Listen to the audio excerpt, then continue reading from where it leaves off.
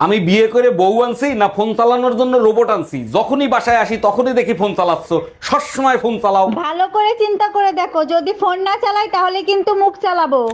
हम इसका पति है, हमको सिर्फ फांसी का सजा चाहिए। আমি এমন কোনো কাম নাই যে আমি জীবনে না শিখছি।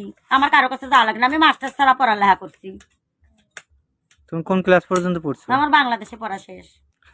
আমি এরকম থাকি তাই। তাই? আমি এরকম থাকি তাই, আমার বাংলাদেশের আচ্ছা, পড়া। তোমার নাম বানান করো তো। হ্যাঁ, তোমার নাম বানান করো।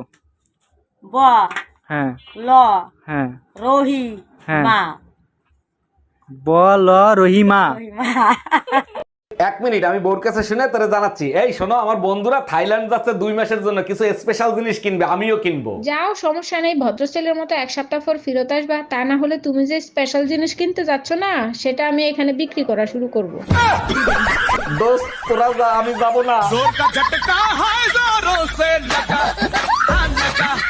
আমি বাইরে থাকি, তুমি ঘরের কাজ করো। আমাদের বেবিটা ঘরে একা একা খেলে, ওর জন্য কি আমরা আরেকটা বাচ্চা নিতে পারি না, ওর খেলার সাথী করার জন্য? বিদেশি আর বাঙালিদের মধ্যে পার্থক্য কি জানো? বিদেশে বাচ্চাদেরকে খেলনা কিনে দেয় খেলার জন্য, আর তোমরা খেলনা না কিনে বাচ্চা পয়দা করে দাও খেলানোর জন্য।